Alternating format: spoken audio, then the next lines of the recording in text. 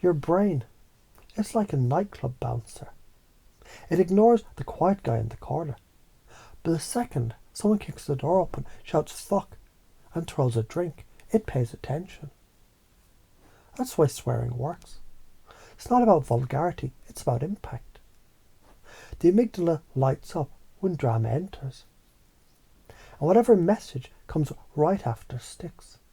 It's the difference between a whisper lost in the wind and a hammer to dent steel. Think about when your mom calmly said, "Be careful." Did it stick? Probably not. But when she screamed, "Don't touch the fucking stove," you remembered.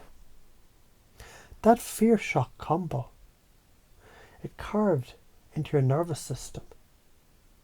That's biology doing its job.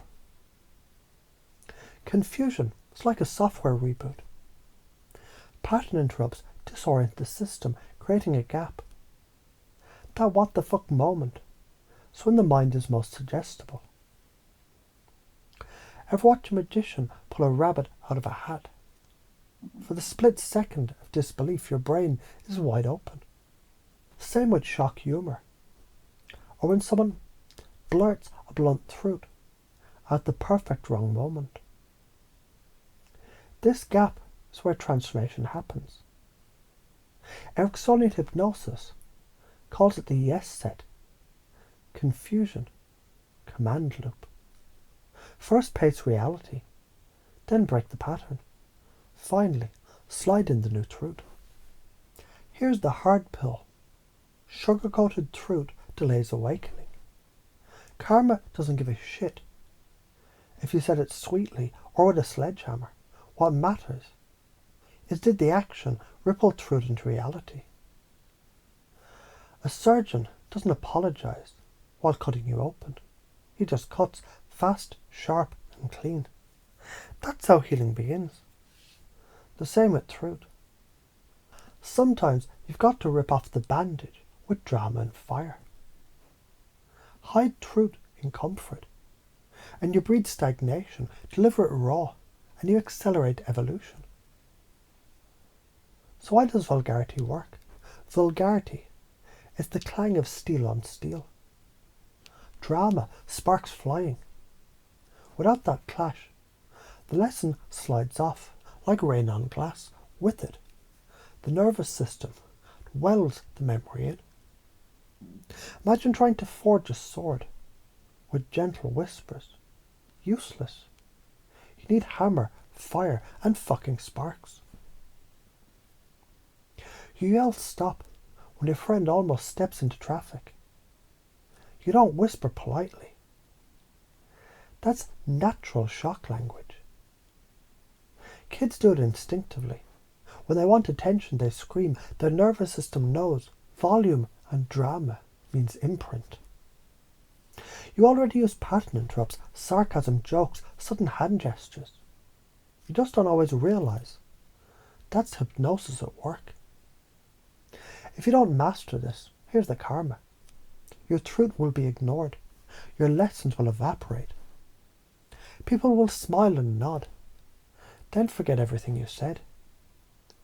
But if you do master this, you'll change minds mid-conversation. You'll create emotional anchors that last a lifetime.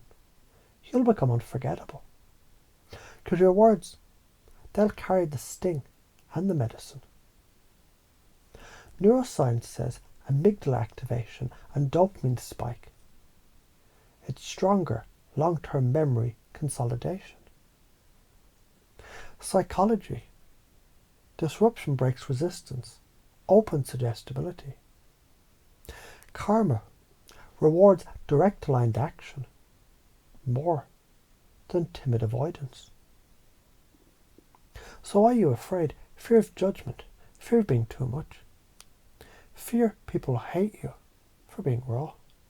But here's the kicker. Playing it safe, it's also a performance.